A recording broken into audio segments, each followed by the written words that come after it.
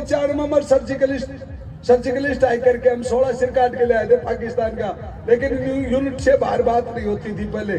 अब मोदी आने के बाद में बोले बता दो सारी बातें, मोदी जी आने के बाद में बोलते बोले बता दो कुछ भी फौज में गिरा हो बता उसको दो, लेकिन खास चीज अभी को बताओ। और बचपन से मेरे पापा फ्रीडम फाइटर थे जिन्होंने 5 गोली लगने के बाद में मेरे को पैदा किया था। 1948 के अंदर पीर बटेश्वर की पहाड़ी पे मेरा पापा पूरी रात ब्रेनगन से दुश्मनों को ठोका था और उसके भी 5 गोली लगी। और जब मैं फौज में भर्ती हुआ जब अपनी खुद की गोली दिखाई थी मुझे, बोले बेटा फौज में जा रहा है, या गोली किसकी है? मुझको पाकिस्तान की। बोले इसका बदला कब लेगा? मुझको मौका मिलेगा उसी दिन ठोकूंगा। और मेरे दोस्तों हम और कोई नहीं है। पत्रकार साहब को बताना चाहता हूं, आपने कई बार कहा कि एक ऐसी भी मां थी जिसके 3 बेटे कारगिल युद्ध में एक साथ थे, वो कोई और नहीं, मैं और मेरे 2 भाई थे। सब माचाए भाई थे हम, तीनों भाई, और एक ही बटालियन में थे, एक साथ ही लड़ाई लड़ी। जब मेरे गोली लगी, first victory of the Kargil war, Kargil युद्ध की पहली जीत का पहला तिरंगा झंडा ये है वो हाथ। और गाड़ने की जगह बताऊं कहां गाड़ा था? पहाड़ी में झंडा गड़ता है क्या? नहीं गड़ता ना, नरम जगह चाहिए झंडा के लिए। तो दुश्मन मेजर की गर्दन काटी और वो काटने के बाद में खड्डा हो जाता है, पता है आपको? नहीं पता, मेरे को पता है। उस झंडे में ऐसा कैसा काट दिया था, निचला हिस्से तक पहुंचा दिया था उस झंडे को। First victory of the Kargil war. मेरे बच्चों, अगर आपने भाग मिल्खा भाग फिल्म देखी है, मिल्खा की, वो बहुत ही गरीब आदमी था, फौज में लांगरी से भर्ती हुआ था वो मिल्खा सिंह कुक से। और जब दौड़ शुरू करिया ना तो वही पाकिस्तान उसको उड़न शिक्षा अवार्ड दिया था। तो मेरे बच्चों कुछ करना है तो जिगरा रखो खेल में। मेरे तीनों बच्चे नेशनल प्लेयर हैं और मेरी 20 महीने की पोती हुई है। आज इस नौत की धरती से कह के जाता हूं कि जिंदा रहा तो एक दिन ओलंपिक खिलाऊंगा, ये मेरा वादा है। टोटल 20 महीने की है, लेकिन अभी भी उसको फंड रूल कटाना शुरू कर दिया मैंने। मेरे घरवाली बोलती है ये तो बच्ची है, मगर नहीं, ये शेर का खून है इसके अंदर। और मेरे प्यारे बच्चों, जब तक तुम अच्छा काम नहीं करोगे तुम्हारी पूजा कोई नहीं करेगा। या उस बच्ची ने क्या बोला थोड़ी देर पहले कि मैं वहां बैठती थी सबसे पीछे, और मैं भी फौज में जब जनरल मलिक ने उस गुमरी के अंदर दरबार लिया इस प्रकार से, तो ऐसे बोला कि हिंदुस्तान आर्मी ने 3 हमले किए तोलोलिंग टॉप पे। एक बटालियन के 18 बेटे, एक के 22 रह के 28 शहीद हो गए थे, जिसमें आपके इस इलाके के भी 2-3 बेटे शहीद हुए थे उस तोलोलिंग के ऊपर।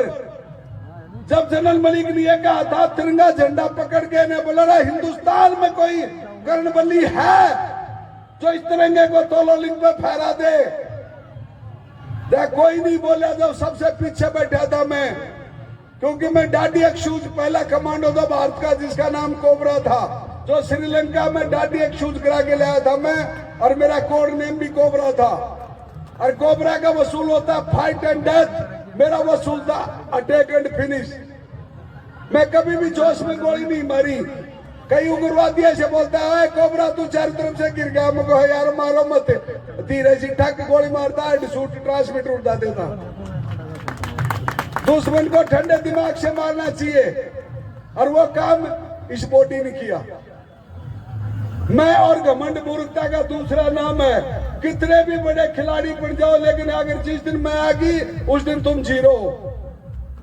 ओलंपिक में नीरज चोपड़ा गोल्ड मेडल लेके आया, सोनीपत के अंदर वो लड़का खेल रहा था और मैं उधर स्कूल में फंक्शन में गया, तो वो मेडल लेके आया, तो उसका स्वागत में मेरे को बोला साहब आप इस बच्चे का सम्मान करो। तो वहां गया तो मैं मुझे बेटा तू फौज में भर्ती होना चाहता है? बोले सर मेरे को डीएसपी लगा रहे, लेकिन मेरे को फौज पसंद है। मैं कहा अच्छा। और वो गया और वो मेरी राजरेप ग्रुप के अंदर है, ओलंपिक में गोल्ड मेडल लेके आया। तो मेरे प्यारे बच्चों, ओलंपिक में कोई बाहर के आदमी नहीं जाएंगे, हमारे देश के जाएंगे, इसी मिट्टी के जाएंगे। आपका यहाँ का खिलाड़ी जो कितना बुजुर्ग आदमी है, जिसका रिकॉर्ड है अगर बाल ऐसे मारने वाले को उठा नहीं सका, ऐसे हैंडल टेढ़ा होगा, जिसका मारी बाल उसको हैंडल टेढ़ा कर दिया, वो खिलाड़ी भी तो इसी मिट्टी का है। महारानी लक्ष्मीबाई भी तो इसी मिट्टी की है, वो भी तो एक लड़की थी, पर ये नहीं माने। इसका कहना जोश आ रहा भगत सिंह की तरह। तो मेरे प्यारे बच्चों, उस तोलोली में जनरल मलिक ने एक बात कही, कह रहे कोई ऐसा कमांडर है, तो मैं सिर्फ छोटा सा कमांडर था, यानी 10 एक सेक्शन का सेक्शन कमांडर था। कोबरा टीम थी, मेरा नाम था कोबरा, मेरी टीम को नाम कोबरा टीम बोलती थी दो राजरीफ में। तो उस जगह पर बोले मैं पीछे खड़ा, मगर सर जय हिंद, best commando of the Indian army, नायक दिगेंद्र कुमार सेना मेडल उर्फ कोबरा, महाराणा प्रताप वीरता पुरस्कार।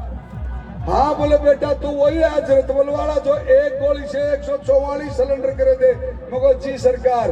बोले श्रीलंका में बहुत उग्रवादी मारे थे तने? मगर हाँ साहब। बोले कुपवाड़ा में भी तने भगा भगा के उग्रवादी मारे? मगर हाँ साहब। तो बोले अब क्या इरादा है? मगर तोलोलिंग पर झंडा काटने का पूरा वादा है साहब। मगर तोलोलिंग ये पहाड़ी है वो साहब, सामने से 3 अटैक मारे, कोई कामयाबी नहीं मिली। मुझको इस नारे से पीछे से जा करके और मैं रस्सा बांध सकता हूँ। बोलो रस्सा बांधना आता है? Mountain warfare course best commando.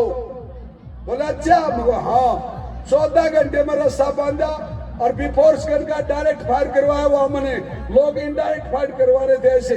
Indirect का मतलब होता है उसका कोई आइडिया नहीं, कहीं भी पड़ सकता। डायरेक्ट का मतलब सीधा पिस्टल की या राइफल की गोली की तरह। तो वो ऐसे डायरेक्ट फायर डाल रहे थे, तो उनको मैंने इनडायरेक्ट डाले तो डायरेक्ट फायर करवाया। करवाते मैं उसको बोला फायर बेचो, मेरे से 30 किलोमीटर नीचे था।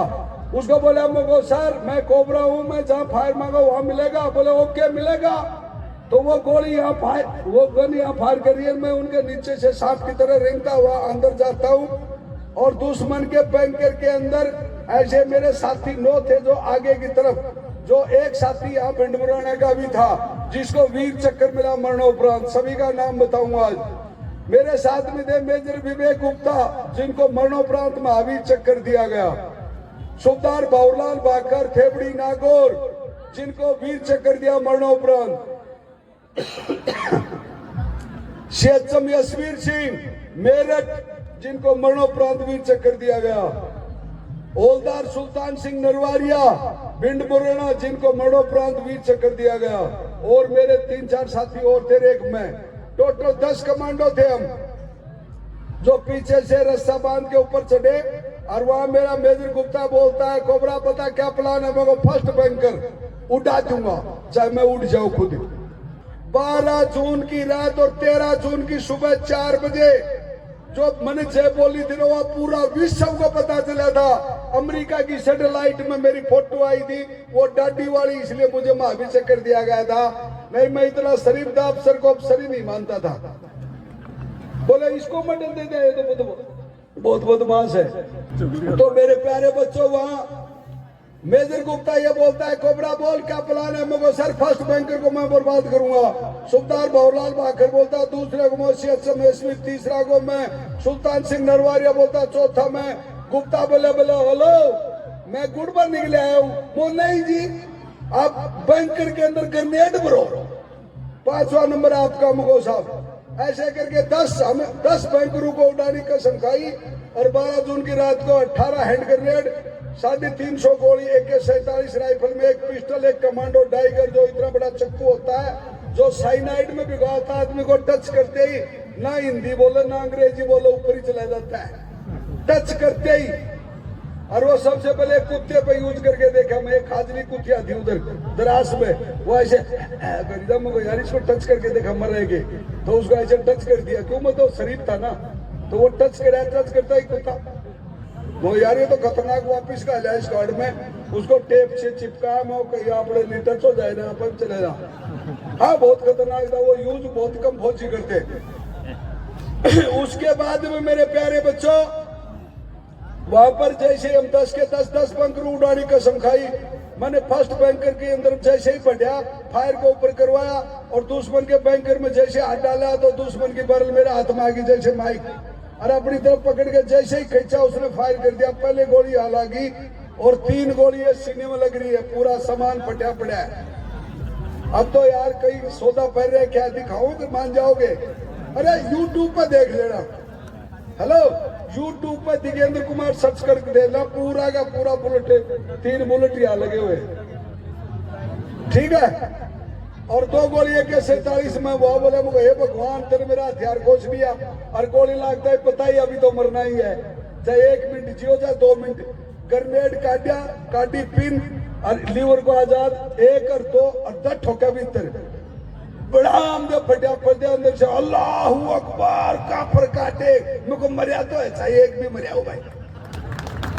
अब उसमें 6 मरे 5 मरे पता नहीं। उनका जो 6 नॉर्दर्न लाइन इन्फेंट्री का जो मेजर था वो अपना मेजर अनवर खान ऐसे बोल रहा, क्या बोला नाम तो पूरा मेरे याद नहीं पड़ा, अनवर खान ही कर रहे क्या मंदू। उसने बोला याली कोबरा तेरे 16 टोक करूंगा हिंदुस्तानी कुत्ते आज। मुझको 16 क्यों? 16 समझ में नहीं बैठी, कम से कम घंटे भर तक। पाछा याद आई मुझको 95 में सर्जिकलिस्ट आई करके हम 16 सिर काट के ले आए थे पाकिस्तान का, लेकिन यूनिट से बाहर बात नहीं होती थी पहले। अब मोदी आने के बाद में बोले बता दो सारी बातें, मोदी जी आने के बाद में बोलते बोले बता दो कुछ भी थे फौज में गिरा बता उसको दो, लेकिन खास चीज अभी को बताओ। तो उस जगह पे जैसे ही ग्रेनेड मारा बड़ाम दे उड़ा, उनका मेजर अनवर खान बोले आए कोबरा तेरी कुत्ते की नहीं तेरे 16 टूक करूंगा याली। और अपने वाले बोले बोल बजरंग बली, और मेरे 9 साथी डड सपरे शुरू। मेरे बाबूलाल और वो सब 9 साथियों ने 30 आदमी को मार दिया। मेरी AK-47 छूट गई और इसलिए मैं यहाँ आ गया। अगर AK-47 होती तो मैं भी खड़ा होता जोश में और मैं मरता, और मरता तो आज यहाँ नहीं होता, ठीक है ना। मेरी मूर्ति होती और तुम कोई नहीं देखने जाता, सच्चा है ना ये बात है। तो मेरे दोस्तों उस जगह पे मैं एक छूट की मन के पहला ग्रेनेड ठोकिया और इधर हाथ दिया तो सामान फट गया। फर्स्ट एड लिखाड़े वो अंदर घुसा, और घुसने के बाद में उनकी गन ऐसे फायर करी, मैं रगस्ता ऐसे जाऊं और ग्रेनेड काटू धीरे सी, और मैं 1 कर 2 ले, जैसे लाडू नहीं होता मोटा मम्मी बढ़ाती है, हर वैसी वो मोटा लाडू बढ़ाती है जाटा में मम्मी पुष्पेंद्र जी, ऐसा लाडू सा होता। ग्रेनेड 36 नंबर जो यहाँ गिरने पे 9 मीटर तो घास भी कौन छोड़े, 180 मीटर तक कुछ नहीं छोटे। वो 36 नंबर ग्रेनेड है, तो वो 18 थे मेरे पास में, 18 लाडू थे। तो वो ग्रेनेड काटूं और वो गन्नू के नीचे ऐसे करूं, दड़ मारूं और वहीं छिप जाऊं, पत्थर ऊपर पड़े, वो बड़ा आमदे पड़े, वो ऐसे करके गड़ागड़े। और सुबह तक वो मेजर अनवर खान मुझे गाली गया, हिंदुस्तानी कुत्ते बाहर निकाल। मैं को यार किसको बोल रहा है, अपन तो कुत्ते तो है नहीं, मैं को पड़ोसी को बोल रहा होगा शायद। हकीकत में मजाक करते करते लड़ाई लड़ी मैंने, मेरे को पता है मृत्यु निश्चित है। हर पूरे वर्ल्ड का प्राणी एक ही बात सत्य बोलता है कि मुझे मरना है, सत्य है। 20 संपिता में भी 380 साल जिया था, 380 साल की बताते ये तो 5,500 साल पुरानी बात है, पर फिर भी मरा गया छुट्टी, ऊपर से लकड़ी टूटी और 20 की मरा गया छुट्टी, सही है। तो मरना मुझे भी है, मरना तुम्हारे को भी है, एक ही कौन बच्चा, सारे मरोगे।